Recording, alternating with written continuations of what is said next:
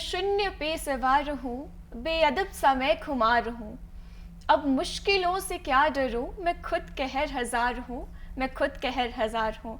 नमस्कार दर्शकों, आप देख रहे हैं डीडी हिमाचल, हिमाचल के रंग दूरदर्शन के संग, और मैं हूँ आपके साथ मेघा शर्मा। आपके पसंदीदा कार्यक्रम नमस्ते हिमाचल में हम आप सभी दर्शकों का हार्दिक स्वागत करते हैं, अभिनंदन करते हैं। दर्शकों, नमस्ते हिमाचल कार्यक्रम अपने आप में ही बेहद खास है और उतने ही खास हमारे मेहमान भी होते हैं। और आज के अगर गेस्ट की बात की जाए, वो सचमुच बेहद खास है। आज जिससे हम आपकी मुलाकात करवाने जा रहे हैं वो हिंदी फिल्म के युवा लेखक है, साथ में निर्देशक भी है। तो बिना किसी देरी के मिलवाते हैं आपको आज के गेस्ट से। हमारे आज के गेस्ट है मिस्टर शुभम सिन्हा। सर, बहुत बहुत स्वागत करते हैं आपका हमारे स्टूडियो में आने के लिए। पहले तो मेघा जी, मैं आपका धन्यवाद करना चाहूँगा कि आपने मुझे निमंत्रण दिया, और दूरदर्शन हिमाचल का भी जिन्होंने मुझे बुलाया, और जितने भी लोग ये शो देख रहे हैं उनका भी जी बहुत बहुत स्वागत है शुभम जी। तो हमारी एक तरह से प्रथा ही है कि जब हम अपने दर्शकों को मिलवाते हैं अपने गेस्ट से, तो उनके बचपन में लेकर जाते हैं हम। वो इसलिए क्योंकि कहा जाता है कि बड़े होकर हम जो करते हैं, जो बनते हैं, कहीं ना कहीं उसके बीच बचपन में डल जाते हैं। तो वो एक पर्सपेक्टिव लेने के लिए हम आपके बारे में भी जानना चाहेंगे, आपके बचपन के बारे में जानना चाहेंगे। थोड़ा बताएं उसके बारे में। बिल्कुल, आपने जैसा कहा कि वो बीज मेरे अंदर पहले ही से था। मेरे नाना जी राइटर थे, उन्होंने शास्त्रीय संगीत में पीएचडी किया था और गज़ल लिखा करते थे, नॉवेल लिखा करते थे, और उनका आर्ट मेरे मामा के तरफ आगे बढ़ा। वो स्क्रीन राइटर थे, एनएफडीसी क्वालिफाई किया था उन्होंने, और उन्होंने ही मुझे बचपन से सिनेमा के बारे में सारी चीज़ें समझाई, सारी चीज़ें बताई। और बचपन से ही जैसा नॉर्मल बच्चों का होता है बचपन, वैसा मेरा नहीं था जी। मुझे फिल्मों का बहुत ज़्यादा शौक था, कैमरे का बहुत ज़्यादा शौक था, और मैं कुछ ना कुछ शूट किया करता था उस टाइम के ही मोबाइल से। तो वो मुझे मामा समझाया करते थे, बहुत ज़्यादा स्टोरीज पे वर्क किया करते थे कि इस तरह शॉट लेते हैं, इस तरह लेखक किया जाता है, इस तरह निर्देशक किया जाता है, इस तरह एडिटिंग किया जाता है। तो बचपन से ही मैं सिनेमा में एकदम डूब सा गया था जी। और मेरे घर वालों ने भी कभी मुझे रोका नहीं, उन्होंने हमेशा सपोर्ट किया मुझे। और कभी भी ऐसा नहीं हुआ कि तुम ये नहीं करो, क्योंकि मेरे घर में सारे इंजीनियर्स बैंक में थे जी। और कभी भी उन्होंने ऐसा नहीं बोला कि तुम इस फील्ड में नहीं जाओ। तो वो एक सपोर्ट बचपन से हमेशा रहा जी। मम्मी का भी, मेरे पापा का भी, और मेरे भाइयों का भी, और मेरे कज़न्स का भी, सभी का। और स्कूल वालों का भी सपोर्ट रहा, क्योंकि मैं प्लेस करता था बचपन में, थिएटर मैंने ज्वाइन कर लिया था, आर्ट में मैं अच्छा था। तो और मैगजीन में मेरे कॉलम्स आया करते थे बचपन से ही जी। और मेरे मामा दूरदर्शन में भी काम करते थे जी। तो उनके साथ में मैं जाया करता था बचपन से ही। तो मुझे बहुत फैसिनेट करती थी ये दुनिया कि क्या है ये कैमरा, और ये डायरेक्शन, लेखक कैसे ये शूट करते हैं, कैसे ये दिखता है। तो बचपन से ही मुझे बहुत ज़्यादा शौक था इन सब का। तो मैंने ग्रेजुएशन भी व्हिस्लिंग वुड्स सुभाष घई के कॉलेज से ही किया। तो मुझे मैं पहले डायरेक्ट ही फिल्म मेकिंग में जाना चाहता था, लेकिन मेरे फादर ने बोला कि नहीं, तुम अगर किसी डायरेक्ट मत जाओ, ग्रेजुएशन करके जाओ, तो वो तुम्हें प्लस पॉइंट होगा और तुम काफ़ी चीज़ें और सीख पाओगे। तो वैसा ही मुझे रहा। मैं व्हिस्लिंग वुड्स में जब गया तो मेरे टीचर्स बहुत ज़्यादा अच्छे थे, बहुत हेल्प किया। मेरा हमेशा से अलग फीलिंग था कि मुझे सिर्फ डायरेक्शन में नहीं जाना है, मुझे लेखक में भी जाना है, मुझे कैमरा में भी जाना है, डायरेक्शन में भी जाना है, और साथ में एडिटिंग भी करनी है। मतलब फिल्म मेकिंग के सारे पॉइंट्स मैं जितने ज़्यादा कर पाऊँ वो मैं अपने से कर पाऊँ, कि मुझे कभी भी ऐसा ना हो कि कैमरा मैन नहीं है तो मेरा शूट ना हो पाए, एडिटर नहीं है तो मेरी फिल्म ना बन पाए, लेखक नहीं है तो मेरी फिल्म की स्क्रिप्ट ना तैयार हो पाए टाइम पे। तो हमेशा से ही मैं ऑल फोर में मास्टर होना चाह रहा था, और धीरे धीरे करके मैं कुछ हद तक पहुँचा हूँ। अभी तो बहुत दूर है। अभी तो मुझे फीचर फिल्म बनानी है, थिएटर में रिलीज करानी है फिल्म। अभी बस वही सिलसिला चल रहा है, ऐसा कह सकते हैं। तो शुभम जी, आपका ये जो शानदार सफर है, जो मात्र कह सकते हैं 21 साल की उम्र में ही शुरू हो गया था, उसके बारे में हम आगे भी बातचीत करेंगे। आपने इतने विस्तार से बताया कि कहीं ना कहीं पारिवारिक माहौल भी था, फिल्म मेकिंग की बात की जाए, राइटिंग की बात की जाए, लेकिन थोड़ा सा और जानना चाहेंगे कि आप किस जगह से संबंध रखते हैं और किस तरह का परिवेश रहा और उसने आपको किस तरह से हेल्प किया।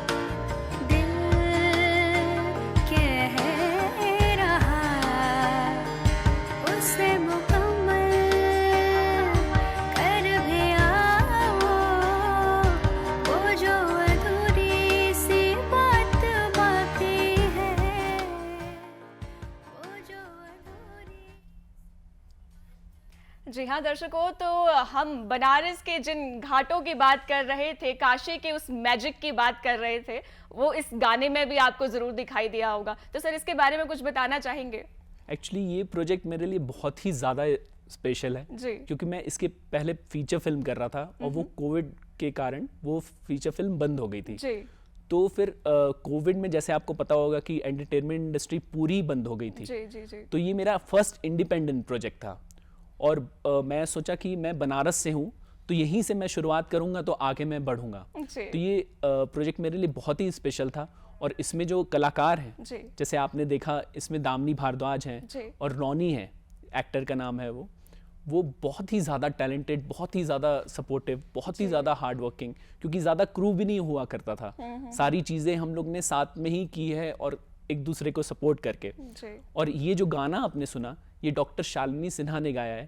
वो मेरी भाभी हैं, शास्त्र संगीत में पीएचडी किया है अरे उन्होंने और हिंदी फिल्म में गाया है उन्होंने और बहुत ही ज़्यादा टैलेंटेड और बहुत ही ज़्यादा लोकप्रिय हैं अपने राज्य में। बिहार से हैं वो, जी। हर व्यक्ति वहाँ पर उनको जानता है और जैसे जैसे कि आपने गाना उनका सुना आपको बहुत सूदिंग वॉइस लगी होगी उनको। जी जी बिल्कुल। तो ये शो हम लोग का 10 एपिसोड्स का था और बहुत ही शॉर्ट रखा और बहुत ही कॉमेडी और बहुत ही जैसे ही बोल सकते हैं आपकी यूट्यूब कंटेंट कि हम देख रहे हैं उसको और हम बस फन में निकाल दिए। ऐसा कुछ सस्पेंस और दिमाग पे जोर देने वाला कंटेंट नहीं था वो। और कॉमेडी की बात करें तो मैंने कॉमेडी पहले किया हुआ था कपल ऑफ मिस्टेक्स में, तो मेरे लिए थोड़ा आसान हो गया फिर से रीस्टार्ट करना और कॉमेडी ये शो बनाना। जी बहुत खूब। आपने कपल ऑफ मिस्टेक्स की बात की जो आपका इंडिपेंडेंट प्रोजेक्ट भी था, तो उसके बारे में थोड़ा और बताइए और फिर हम उसकी छोटी सी झलक अपने दर्शकों को भी जरूर दिखाएंगे। कपल ऑफ मिस्टेक्स जैसे मैंने बताया कि मेरा फर्स्ट प्रोजेक्ट था, जी। बहुत ही इंपॉर्टेंट था मेरे लिए और कमाल की बात ये है कि सारे इंडस्ट्री के जो बड़े स्टार्स हैं, रणबीर कपूर, वरुण धवन, मनोज बाजपेयी, इन लोगों ने भी बहुत सपोर्ट किया मुझे जी। और शो को बहुत सपोर्ट किया, प्रमोट किया उन्होंने। तो वो काफ़ी मोटिवेशन दिया मुझे लाइफ में कि मैं आगे अब तो फीचर फिल्म बना ही लूँगा और ऐसा ही हुआ भी। इस शो के बाद मुझे 1 साल बाद फीचर फिल्म मिल गई जी। और जिसके बारे में मैंने बताया कि कोविड में वो बंद हो गई। जी बहुत बहुत खूब। और ये जब आपने प्रोजेक्ट किया था तो पहला प्रोजेक्ट है तो कुछ कठिनाइयाँ भी आई होगी, तो वो किस तरह से पूरा प्रोजेक्ट कितने टाइम में हुआ, वो पूरा टाइम फ्रेम कैसे बीता और कैसे आपने उसको पूरा हैंडल किया, उसके बारे में थोड़ा बताइए हमारे दर्शकों फर्स्ट प्रोजेक्ट हमेशा ही बहुत डिफिकल्ट होता है किसी के लिए भी, क्योंकि आप इतने ज़्यादा प्रोफेशनल एक्टर्स के साथ काम कर रहे हैं। जी। इन्होंने 20-20 साल तक काम किया है और आप बस कुछ ही दिनों में बस कॉलेज से निकले हैं, तो वो बहुत डिफिकल्ट हो जाता है कि उनको डायरेक्ट भी करना, क्योंकि उनको ऑलरेडी इतनी चीज़ आती हैं कि आपकी भाषा, आपका डायरेक्शन उनको ऑलरेडी पता है जी। कि ये मैं ये कहना चाह रहा हूँ, मैं ये बोलना चाह रहा हूँ। तो वो उसका एडवांटेज भी है, डिसएडवांटेज भी है कि कई बार ऐसा होता था कि जो मैं बोल रहा हूँ उनको समझ में नहीं आता था, तो वो बोलते थे कि नहीं पहले तुम लैंग्वेज सीखो डायरेक्शन की। जी। तो उन्होंने मुझे मेरी मदद की कि डायरेक्शन देखो ऐसे और तुम्हारे लिए इजी हो जाएगा अगर तुम एक्टर को ऐसे समझाओगे, खुद एक्टिंग पढ़ोगे तो वो एक्टर समझ पाएगा कि कैसे एक्टिंग भी करना है। क्योंकि हमेशा काफ़ी बार ऐसा होता है कि डायरेक्टर जो रहता है वो सिर्फ लाइन बताता है और बोलता है कि यहाँ से आप ये कैमरा लगाए, कैमरा एंगल है, यहाँ आके आपको डायलॉग बोलना है और जितना भी सीक्वेंस है। लेकिन एक्टर से एक्टिंग करवाना वो सबसे बड़ा टास्क है डायरेक्टर का एक, तो वो बिना एक्टिंग सीखे वो पॉसिबल नहीं है। जी। तो मैं एक्टिंग फिर पढ़ा, एक्टिंग के बारे में पढ़ाई की मैंने कि कैसे मैं डायरेक्ट करूं इतने बड़े बड़े एक्टर्स को। और हमारे शो पे सुजीत सरकार जैसे डायरेक्टर भी अपनी फिल्म प्रमोट करने आए थे, मैंने उनको भी डायरेक्ट किया। तो इतने आप जब फेमस और इतने ज़्यादा टैलेंटेड लोग के साथ आप काम करते हैं तो आपके अंदर नर्वसनेस भी एक बहुत ज़्यादा रहती है। जी। तो लेकिन वो चीज़ आपके लिए अच्छा भी है कि आप अपने आप को चैलेंज कर रहे हो कि मैं ये कर सकता हूँ, मुझे ये करना है तो इस चैलेंज से गुजरना ही पड़ेगा। और कई बार ऐसे ही होता है कि चैलेंजेस आदमी फेस नहीं करता है और उससे छुपने की कोशिश करता है जी। और फिर अपने आप को ब्लेम करता है। तो वो मैं कभी नहीं बनना चाहता था कि मैं अपने आप को ब्लेम करूं। मैं हमेशा अपने आप को चैलेंज किया और ऐसे टास्क करने की कोशिश की कि मैं जिसमें मुझे एक कॉम्पिटिटिव स्पिरिट मेरी मेंटेन रहे, जी। कि मैं ऐसे ऐसे शूट भी अपने लाइफ में किया हूँ कि वहाँ पर आम व्यक्ति का जाना उतना पॉसिबल नहीं रहा जी। है। तो वो मेरे लिए काफ़ी मोटिवेटिंग रहा है हमेशा लाइफ में। बहुत ही खूब शुभम जी। तो दर्शकों आइए देखते हैं उसकी एक छोटी सी झलक। अरे मालविका, ये तुम क्या देख रही हो हमारे फोन में?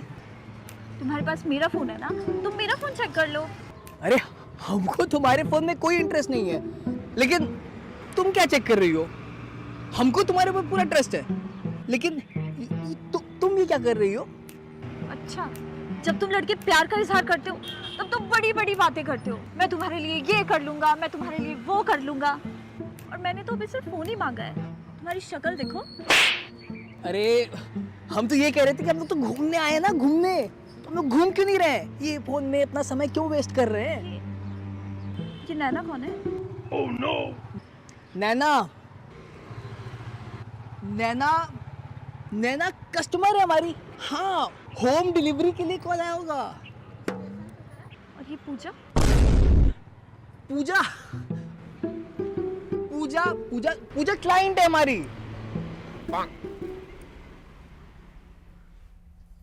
जी हाँ दर्शकों, तो ये देखी हमने शुभम सिन्हा के पहले प्रोजेक्ट की एक छोटी सी झलक।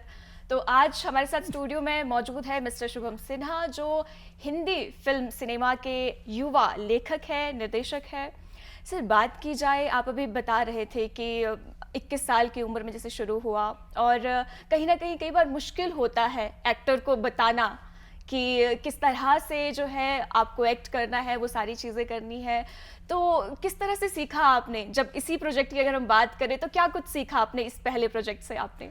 जैसा कि मैंने बताया कि आप इतने टैलेंटेड, जब इतने फेमस एक्टर्स के साथ जी। काम कर रहे हैं तो आपको एक्टिंग भी सीखनी पड़ेगी बिल्कुल। उनको बताने के लिए। जी तो मैंने ऑनलाइन कोर्सेज जी। किए एक्टिंग के, और यूट्यूब वीडियोस देखे सारे ऑल ओवर वर्ल्ड के, जी। और डिफरेंट टाइप्स ऑफ मूवीज देखा, इंटरनेशनल के, फ्रेंच सिनेमा, स्पेनिश सिनेमा। जी मेन आपको बहुत ज़्यादा रिसर्च की ज़रूरत है फिल्म मेकिंग में। आपको सारे सिनेमा की खूबी पता होनी चाहिए, वो कैसे डायरेक्ट कर रहे हैं जी। वो पता होना चाहिए। आप फिल्म मेकिंग में जितना भी नॉलेज है आपके पास उतना ही कम है, तो आप जितना ज़्यादा से ज़्यादा हो सके आपको नॉलेज लेना है, फिल्म सीखना है, म्यूज़िक सीखना जी। है। म्यूज़िक भी बहुत इंपॉर्टेंट पार्ट है फिल्म मेकिंग का, क्योंकि कई बार होता है कि आप एडिटिंग पे आप सीन आपने डाला लेकिन उसमें फील नहीं आ रहा है, वो फील म्यूज़िक से ही आएगा। तो बिल्कुल। उसकी नॉलेज भी आपको लेना है कि एज अ डायरेक्टर आपको म्यूज़िक भी सीखना है, तो वो भी मैंने सीखा। जी जैसे मैंने बताया कि मेरी भाभी सिंगर जी, हैं, तो बिल्कुल। उनके साथ रहकर मैंने म्यूज़िक सीखा, और भी संगीता शंकर हैं, उनसे मैंने म्यूज़िक सीखा, जी। और बहुत ही अच्छा रहा मेरा सफ़र अभी तक का। जी। और मेरे कॉलेज ने मुझे बहुत ज़्यादा सपोर्ट किया अभी तक। बहुत ही खूब। तो आपने छोटी सी उम्र से इस फील्ड में आपने कदम रखा, और कभी ये मन नहीं हुआ कि खुद एक्टिंग में आया जाए? नहीं, एक्चुअली घर वाले बोलते थे मुझे, जी। लेकिन मैं उनको हमेशा यही जवाब देता था कि घर वालों को तो अपने बच्चे खूबसूरत लगता ही हैं, और मेरे अंदर से कभी भी एक्टिंग का नहीं आया ऐसे। जी मुझे क्रिएट करना हमेशा से पसंद था, और आज भी है, और ऐसा कभी नहीं होगा कि बड़ी अपॉर्चुनिटी मिले तो मैं एक्टिंग की तरफ जाऊं। हाँ, कैमरे के के सामने आना मुझे पसंद है, इंटरव्यूज़ देना पसंद है, पॉडकास्ट में जाना पसंद है, वो मैं कर सकता हूँ, लेकिन एक्टिंग बहुत ही डिफ़िकल्ट पार्ट है मेरे लिए, क्योंकि मैं एक्टर नहीं हूँ। मेरे लिए डायरेक्शन ईजी पार्ट है, क्योंकि मैं डायरेक्टर हूँ, जी तो वो बहुत अहमियत रखता है।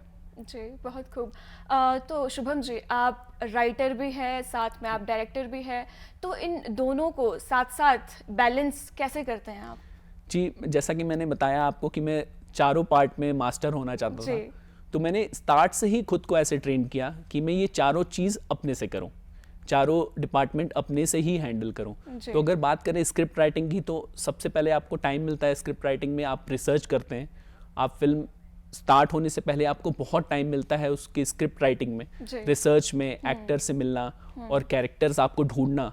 जैसे आमतौर पे आपको कैरेक्टर्स भी ढूंढने पड़ते हैं कि ये जो मेरे फिल्म का कैरेक्टर है कहीं पर है क्या। जी जी तो उसके लिए घूमना, उसके लिए सफ़र करना बहुत ज़रूरी है, उसके लिए ट्रैवल करना बहुत ज़रूरी है। इसीलिए मैं हमेशा हर 2 महीने बाद ट्रैवल करता रहता हूँ कि मैं नए लोगों से मिलूँ, नए कल्चर जानूँ, उनके बारे में जानूँ, किस तरह वो बात करते हैं, क्या लहजा है उनका, जी। वो क्या संगीत सुनते हैं, क्या सिनेमा देखते हैं वो कि नहीं भी देखते हैं। जी। तो वो बहुत ही ज़्यादा इम्पॉर्टेंट होता है।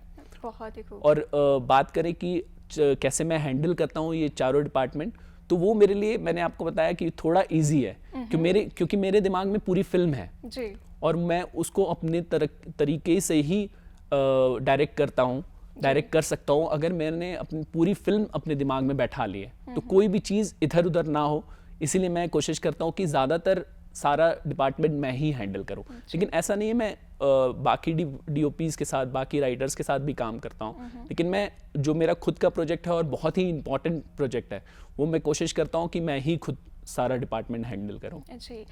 शुभम जी, बात की जाए जब राइटिंग की, तो आपने कहा कि आप काफ़ी घूमते हैं हर 2 महीने बाद, ताकि वो वहाँ का जो रीति रिवाज है, वहाँ की बोली है, वहाँ के लोगों से आप इंटरेक्ट कर पाए, तो कहीं ना कहीं उससे आपको एक इंसाइट भी मिलती है कि स्टोरी को मैं अगली स्टोरी किस तरह से बना सकता हूँ। लेकिन मैंने सुना है जो राइटर होते हैं वो लोगों को पढ़ते भी बहुत हैं, किताबें पढ़ते हैं, तो आपके राइटिंग प्रोसेस में आपकी ट्रैवलिंग के साथ साथ और क्या क्या चीज़ें हेल्प करती है? जैसे कि आपने बोला कि राइटिंग मैं पढ़ता भी बहुत हूँ, जी। तो मुझे बचपन से हैरी पॉटर और ये फैंटेसी मूवीज़ देखना बहुत ज़्यादा पसंद था। जी। तो मैं बचपन से ही फैंटेसी मूवीज़ की तरफ जाना चाहता था, तो इनके बारे ही में मैंने पढ़ा है बचपन से। जी। और जब मैं लिव इन लाइफ प्रोजेक्ट कर रहा था, तो मेरी मुलाकात हुई दामिनी भारद्वाज से, जिन्होंने मुझे बताया कि आप हिमाचल आओ, जी। और इतना खूबसूरत शहर है और इतनी नई नई जगह है जो कि अभी तक कभी भी किसी फिल्म में नहीं आई हैं। जी। जी। तो मैं हिमाचल आया, मैंने देखा कि बहुत खूबसूरत, बहुत ही ज़्यादा रिच कल्चर यहाँ पर है और देवभूमि है। मैंने देवता के बारे में जाना और वो चीज़ मुझे बहुत ज़्यादा फैसिनेट की कि ये क्या चीज़ है, मैंने जी। कभी इस बारे में नहीं सोचा था। तो वो एक किताब से भी ऊपर है। मैं अगर जितनी भी पढ़ाई कर लूँ, लेकिन अगर मैं देख रहा हूँ उसको सामने से, तो वो मेरे जहन से कभी नहीं जाएगा। और वही चीज़ मेरे दिमाग में बसता गया और मैंने विलीना जो फिल्म बनाई, जी। जी। वो उसी कंसेप्ट पे बनाई कि यहाँ एक मूवी होनी चाहिए जो हिमाचल ही बेस्ड है और फैंटेसी मूवीज़ होनी चाहिए, क्योंकि हिमाचल बहुत ज़्यादा फैंटेसी व्यू देता है। आप देखते हो तो बहुत ज़्यादा फैसिनेट हो जाते हो उससे, यहाँ के पहाड़ों से, यहाँ के अगर जंगल की बात करें, मैं जंगल में भी जाके शूट जी, किया जी, हूँ। जी। बहुत ही ज़्यादा खूबसूरत है हिमाचल। बहुत ही खूब। तो जैसे आपने बताया कि बचपन से हैरी पॉटर ये आप पढ़ते आए हैं, फैंटेसी कहीं ना कहीं आपका मेन एक टारगेट रहा है। आपकी मूवीज़ की अगर बात की जाए तो उसमें मेन थीम फैंटेसी के अलावा और क्या क्या देखने को मिलता है? मेरा इंटरेस्ट सस्पेंस में भी बहुत ज़्यादा है। अभी मैं जो फिल्म बना रहा हूँ वो हॉरर थ्रिलर है, जी।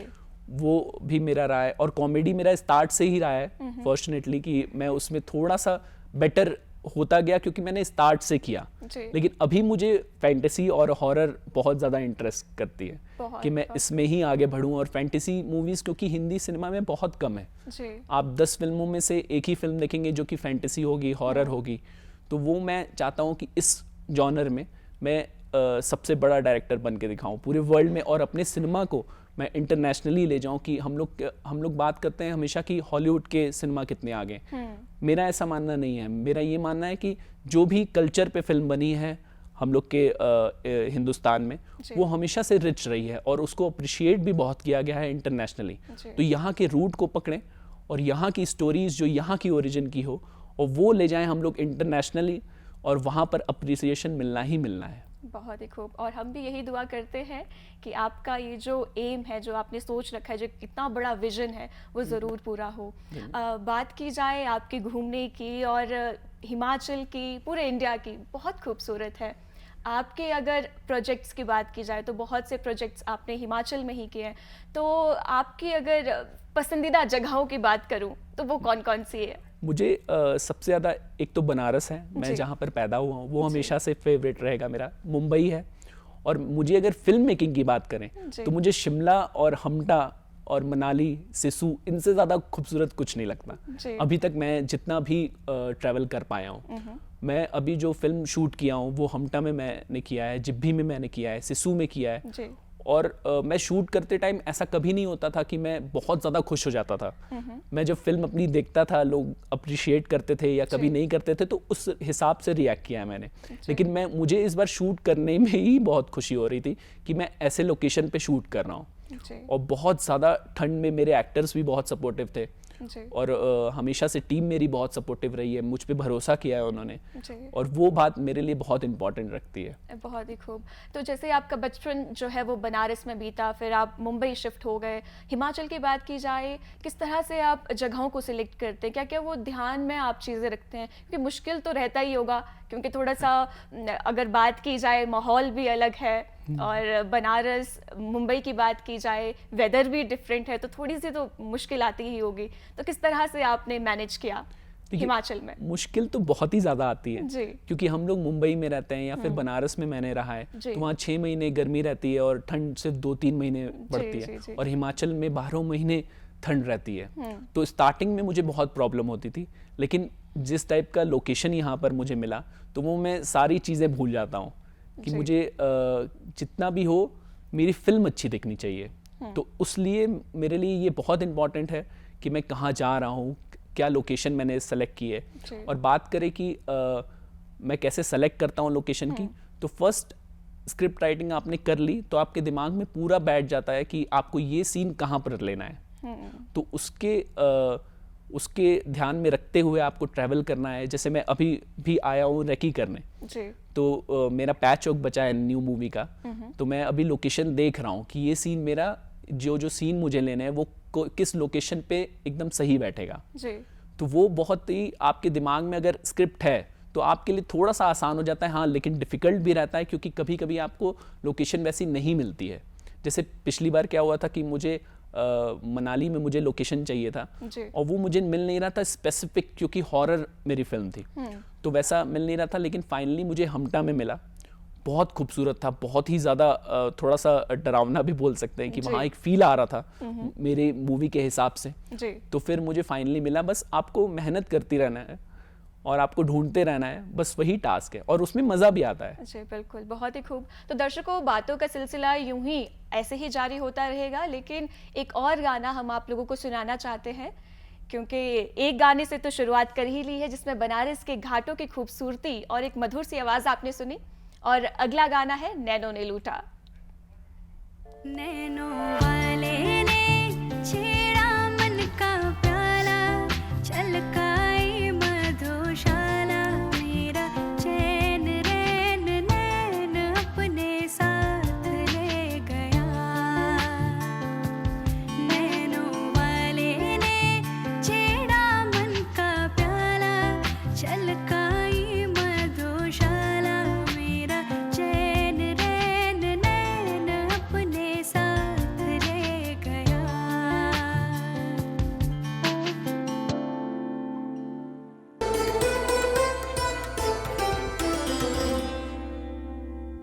जी हाँ दर्शकों, नैनो वाले ने लूटा ये गाना आपने सुना। शुभम जी, इस गाने की बात की जाए तो इस गाने के बारे में थोड़ा बताएं। इसको भी डायरेक्ट आपने ही किया है, और अगर मैं गलत नहीं हूँ तो ये भी शायद आपकी भाभी ने ही हाँ जी, गाया है, हाँ जी। तो इसके बारे में थोड़ा बताएं। ये जैसा कि आपने बोला, ये मेरी भाभी ने ही गाया है। जी। और ये गाना हम लोग के लिए बहुत ही पसंदीदार इसलिए भी रहा है क्योंकि ये गाना मैं इनकी शादी हुई थी और ये फर्स्ट प्रोजेक्ट था मेरे साथ उनका, अरे वाह। तो ये हमेशा स्पेशल रहेगा मेरे लिए भी, उनके लिए भी। जी। और बात करें तो इसमें एक्टर्स जो हैं वो शुभम प्रजापति हैं और आकांक्षा श्रीवास्तव इसमें एक्टर हैं।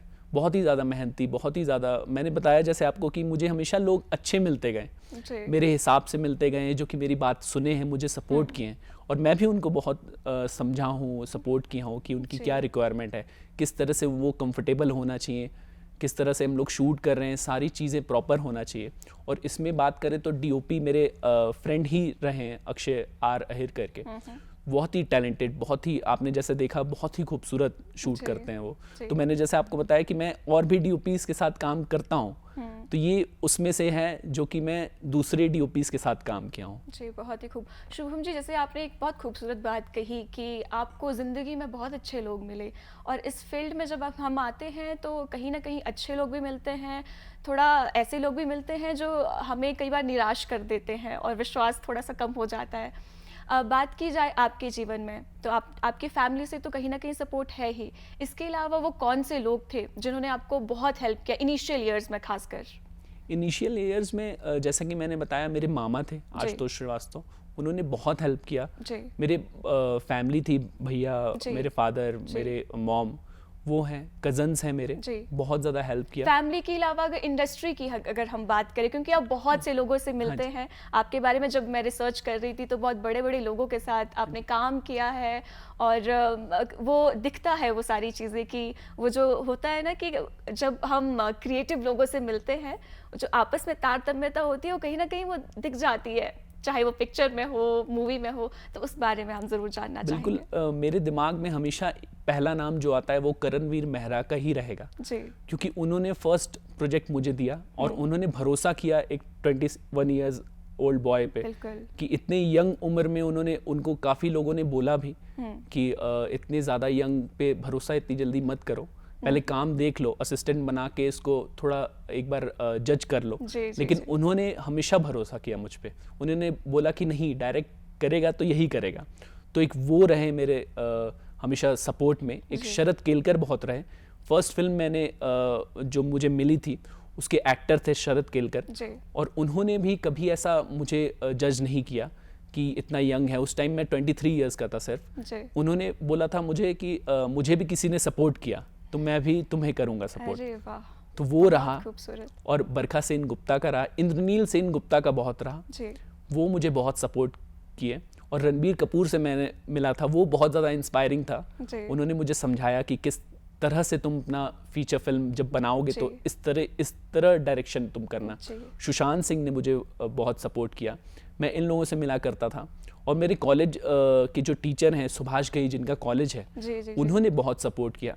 मैं उनसे जा के मिलता था उनके ऑफिस में कि सर मुझे फीचर फिल्म बनानी है। जी। तो वो बोलते थे कि मेरे सारे स्टूडेंट को फीचर फिल्म बनानी है, जी। तो तुम्हारे में स्पेशल क्या है? मैं बोलता था कि मुझ में कुछ तो स्पेशल होगा सर, जो मैं आपसे मिल पाया हूँ। जी। तो वो हमेशा से बहुत सपोर्ट किया उन्होंने डायरेक्शन मुझे दिया कि इस तरह से अपनी मूवीज़ को तुम स्क्रिप्ट राइटिंग करना, ये सेलेक्ट करना, एक्टर्स बहुत अच्छे सेलेक्ट करना, जी। कि जितनी भी अच्छी स्क्रिप्ट कर लो, जितनी भी अच्छे लोकेशन पे तुम शूट कर लो, लेकिन एक्टर्स अच्छे नहीं रहेंगे तो वो परफॉर्मेंस में नहीं दिखेगा। तो वो रहा। इम्तियाज़ अली ने मुझे बहुत जी। सपोर्ट किया। जी। वो उन्होंने उनसे तो ज़्यादा मुलाकात नहीं हुई मेरी, 2-3 ही बार हुई, लेकिन जी। उन्होंने बहुत सपोर्ट किया, बहुत अच्छे तरीके से समझाया। जी। लोगों इंडस्ट्री में ऐसा पर्सपेक्टिव है कि यहाँ पर लोग उतने अच्छे नहीं हैं, लेकिन मेरा मानना बहुत ही अलग रहा है। जी। मुझे है हमेशा से कि मैं जिस चीज़ को ढूंढ रहा हूँ वो मुझे मिल के रहेगी। बहुत ही खूब। तभी ये सवाल भी मैंने आपसे किया था। हमारे जो दर्शक हमें देख रहे हैं, कहीं ना कहीं ये अब माइंडसेट बन गया है कि इंडस्ट्री उतनी अच्छी नहीं है, लोग कहीं ना कहीं उतने अच्छे नहीं हैं। पर जिस खूबसूरती से आपने बयां किया है, जो हमें अभी देख रहे हैं, शायद उनके पर्सपेक्टिव में कुछ थोड़ा बहुत चेंज आया होगा। आपने इम्तियाज़ अली की बात की, सुभाष घई की बात की, तो उनकी मूवी, बहुत सी मूवीज़ जो है वो हिमाचल में ही हिमाचल शूट में। हुई है। तमाशा की बात करें तो बहुत ही खूबसूरत तरीके से दिखाया गया है। आपकी मूवी पे फिर से आते हैं, पुरुषार्थ, एक शॉर्ट मूवी आपने बनाई थी, तो उसके बारे में थोड़ा बताएं। जैसा कि मैंने बोला कि मेरे सारे प्रोजेक्ट बहुत इंपॉर्टेंट रहे जी। मेरे लिए। पुरुषार्थ की कहानी बहुत ही अलग थी। अगर मैं उसकी कहानी की आपको बात करूं जी। तो मैं एक दिन मेरे जहन में अचानक से ही ये कहानी आ गई थी जी। कि अगर कभी ऐसा हो कि जंग हो रही है कहीं और एक आर्मी मैन, उसमें इतनी हिम्मत ना हो कि वो फेस कर पाए जंग को, वॉर को, जी। तो वो उस सिचुएशन पे क्या करेगा। तो एक वो कहानी मुझे, फिर मैंने रिसर्च किया कि इस कहानी पे अभी तक किसी ने काम नहीं किया है। तो जबकि एक बहुत मुझे एक नेगेटिव फीडबैक भी मिला कि ऐसा आप नहीं दिखा सकते कि कभी एक आर्मी ऑफिसर आप की जंग से भाग जाए वो ये। जी। तो लेकिन मैंने बोला कि मैं ऐसा नहीं दिखा रहा हूँ, निगेटिव एकदम नहीं दिखा रहा हूँ, मैं पॉजिटिव दिखा रहा हूँ कि किसी वजह से एक वो सिपाही रहता है, बहुत ही कम रैंक का रहता है, जी। और वो इतना ज़्यादा वॉर होता रहता है कि वो डर के वहाँ से भाग जाता है, लेकिन वो हमेशा गिल्ट में रहता है कि मैंने ऐसा क्यों किया। तो वो गिल्ट पे स्टोरी है जी। कि मैंने ऐसा क्यों किया, और फिर एंड में वो फिर से आर्मी ज्वाइन करता है और अपना जो भी अपना रिस्पॉन्सिबिलिटी है वो निभाता है। जी। इसकी अगर हम स्टोरी की बात करें तो ये स्टोरी किस तरह से आपके जहन में आई, ये मैं किस वॉर तरह से दिखाया जाए? हाँ जी, मैं वॉर फिल्म देख रहा था। अच्छा। 1917 करके एक हॉलीवुड की मूवी है, वो देख रहा था और अचानक से ही मुझे ये आ गया कि कितना वो दृश्य जो होगा जब एक जंग हो रही होगी जी। तो वो कितना ज़्यादा हॉरिफाइंग होगा, एक जो कमज़ोर दिल का है। जबकि ऐसा होता नहीं है, 99% 100% जो आर्मी ऑफिसर्स होते हैं बहुत ज़्यादा स्ट्रांग होते हैं। बिल्कुल। लेकिन कभी ऐसा होता होगा कि जब ब्रिटिश रूल होगा, जब आपको भर्ती कराया जाता था ज़बरदस्ती, तो उस सिचुएशन में वर्ल्ड वॉर 2 के टाइम पे तो कभी तो ऐसा हो सकता होगा कि आदमी नहीं करना चाह रहा है लेकिन उसको ज़बरदस्ती आप ज्वाइन करा दियो, तो उस सिचुएशन पे वो क्या करेगा। तो उसी पे स्टोरी मैंने लिखी, उसको एग्जीक्यूट किया। 20 मिनट की ये फिल्म बनी जी। और जैसे कि मैंने बताया कि यूट्यूब पे मैंने ये रिलीज़ किया, तो उसके थोड़े निगेटिव फीडबैक भी मिले, लेकिन पॉजिटिव भी मिला। मुझे रशिया से मैसेज आए, मुझे जर्मनी से मैसेज आए कि ऐसा ऐसा हम लोग के साथ भी हुआ है, जी। और वो बहुत ही ज़्यादा मोटिवेटिंग रहा जी, मेरे तो लिए। ये 20 मिनट की पूरी मूवी है, लेकिन एक छोटी सी झलक हमारे दर्शकों के लिए।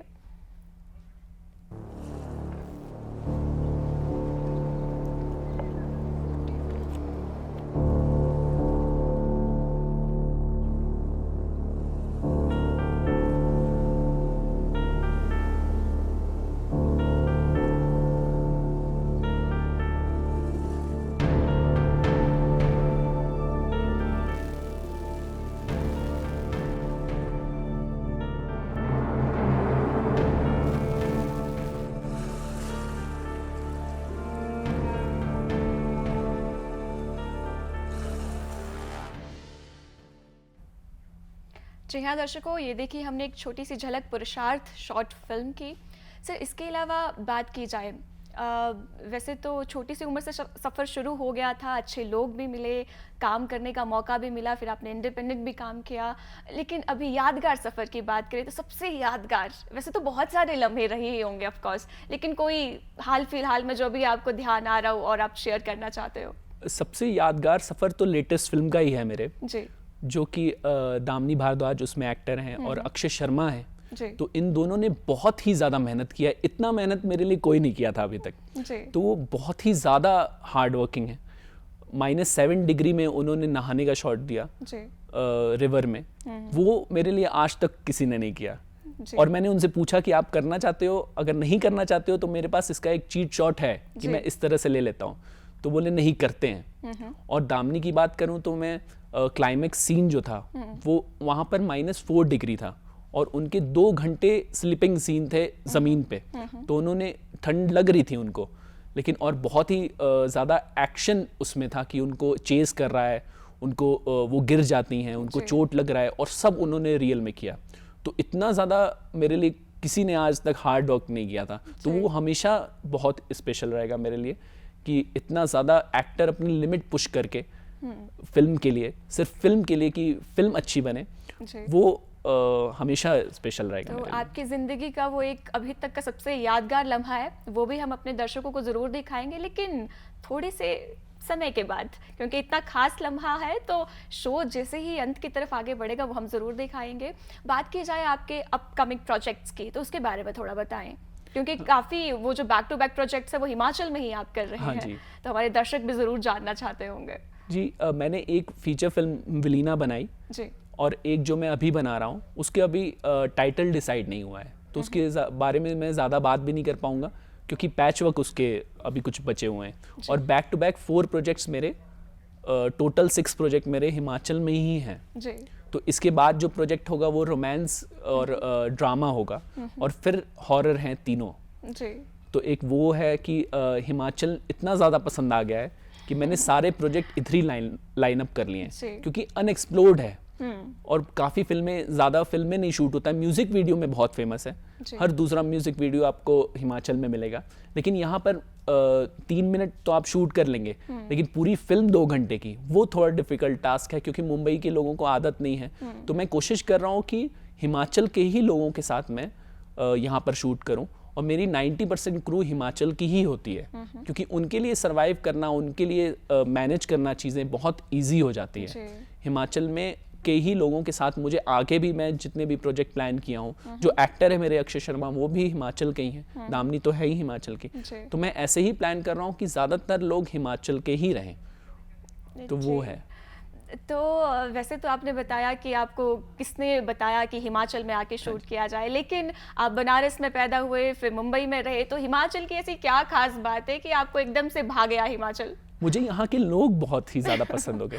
जी यहाँ का नेचर जो है, कल्चर है, अपने कल्चर को इतना ज़्यादा पकड़ के रखे हैं वो, मुझे ये चीज़ कहीं नहीं दिखती और हिंदुस्तान में, भारत जी। में, कि इतना ज़्यादा कल्चरल सिटी। बनारस तो है ही जी, अपने जी, में, जी। बनारस की तो मैं बात, वो तो मेरी जन्मभूमि है, तो वो तो हमेशा ही रहेगा, लेकिन जी। उसके अलावा मैं अगर बात करूँ तो हिमाचल के लोग बहुत ही ज़्यादा सपोर्टिव, बहुत ही ज़्यादा अच्छे लहजे में बात करने वाले, और बहुत ही ज़्यादा अच्छे दिखने वाले, वो भी बहुत अच्छा। जी। और यहाँ का लोकेशन मैंने जब जो बताया आपको कि वो तो फैसिनेटिंग है ही। जी, बहुत ही खूब।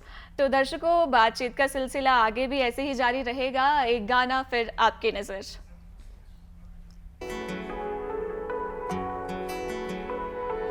यादों में तेरी हर सुबह खो जाता हूँ मैं, ख्वाबों में मिलने के खातिर सो जाता हूँ मैं, यादों में तेरी हर सुबह खो जाता हूँ मैं, ख्वाबों में मिलने के खातिर सो जाता हूँ मैं, मेरे दिल को तेरी ही यादों की याद आती है, खामोशी से वो सारी बातों में रात बीत जाती है।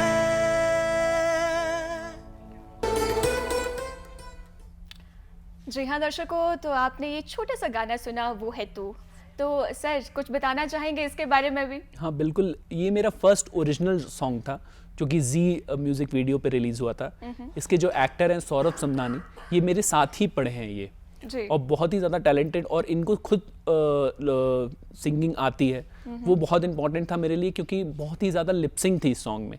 तो मुझे था कि कोई ऐसा एक्टर हो जिसको सिंगिंग भी आती हो, प्रॉपर म्यूज़िक भी आता हो, कि वो इतने अच्छे से पोर्ट्रे कर पाए कि लगे कि वही गा रहा है। जी।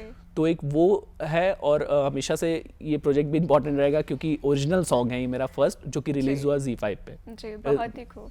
तो जैसे अब गाने से पहले हमारी बातचीत चल रही थी कि हिमाचल किस तरह से आपको भाया, यहाँ के लोग आपको बहुत पसंद है, लोकेशन बहुत अच्छी है। हिमाचल में आप इतने समय से रह रहे हैं, तो आपने यहाँ का फूड भी ज़रूर ट्राई किया होगा। बिल्कुल तो बिल्कुल। कुछ आपको पसंद हो हिमाचल का खास? हाँ बिल्कुल, मुझे सिड्डू बहुत पसंद है। अरे और वाह। मोमोज तो यहाँ के फेमस हैं ही। जी। तो मैंने सिड्डू अभी तक लगातार मैं 3 टाइम सिड्डू खा के था जिब्बी में। इतने ज़्यादा टेस्टी, और यहाँ के फूड इतना ज़्यादा साफ।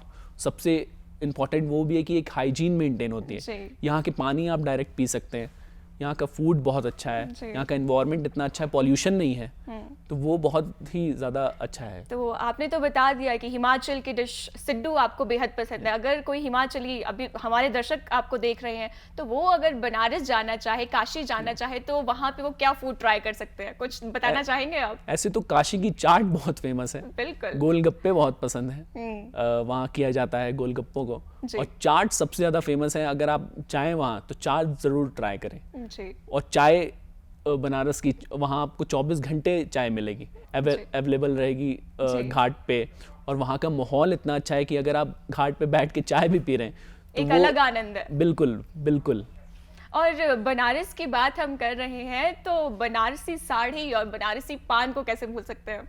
तो कुछ इसके बारे में बताना चाहेंगे? आपने खुद ट्राई किया है कभी बनारसी पान? हाँ, मैं ट्राई तो किया हूँ, शूट पे ही ट्राई किया हूँ। जैसे लिव इन लाइफ में एक सीन था जी। जहाँ एक्टर वो पान खाया रहता है, और वो जब दामनी आती है उनके सामने तो वो पान पूरा निगल जाते हैं। अच्छा। तो उनको कैसे मुझे पोर्ट्रे करवाना है, तो मैंने ही करके पहले उनको दिखाया था कि इस तरह अगर आप करेंगे तो बहुत ही अच्छा लगेगा और बहुत ही फनी लगेगा, हंसी आएगी एक देख के। जी। तो उस समय मैंने पान ट्राई किया था और उनको करके दिखाया था, तो वो है। और बनारसी साड़ियों के बारे में तो पता ही, हमारी मम्मी भी पहनती हैं, हमारे फैमिली भी पहनते हैं। मैं जिसके साथ शूट करता हूँ हमेशा उनको भी ला के देता हूँ, तो एक वो भी रहा है कि एज अ गिफ्ट जी, बनारसी जी, साड़ी। जी।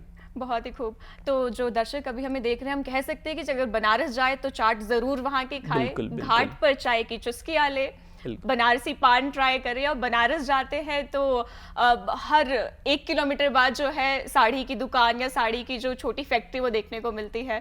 और सर्दियों की बात है तो मलइयो भी ट्राई कर सकते हैं। बिल्कुल। आपकी शॉर्ट सीरीज की अगर हम बात करें, अभी आप बात कर रहे थे विलीना की, तो उसके बारे में थोड़ा सा और बताएं। वैसे तो आपने बताया बहुत आपके दिल के करीब है, लेकिन कुछ और आप बताना चाहें, फिर उसकी छोटी सी झलक हमारे दर्शकों के लिए। जैसे कि मैंने बताया कि विलीना मेरी फर्स्ट फीचर फिल्म थी, जो कि शरद केलकर के साथ वो फिल्म नहीं बन पाई थी। जी। तो मैंने काफ़ी टाइम इंतज़ार किया इस फिल्म का, और मैं फाइनली विलीना बना पाया। 70 मिनट का ड्यूरेशन है इसका, और बहुत, और जो मैं आपको बता रहा था फैंटेसी मूवीज में जी। मैं जॉनर में मैं आगे बढ़ना चाहता हूँ, तो विलीना उस टाइप की मूवी है। बहुत ही खूब। तो दिखाते हैं अपने दर्शकों को एक छोटी सी झलक।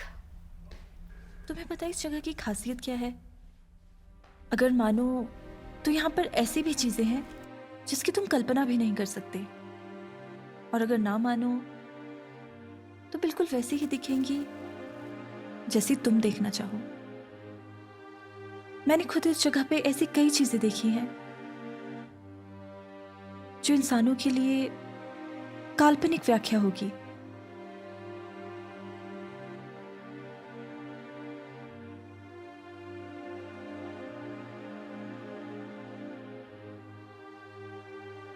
तुम यहां आए, इसकी कोई तो वजह होगी।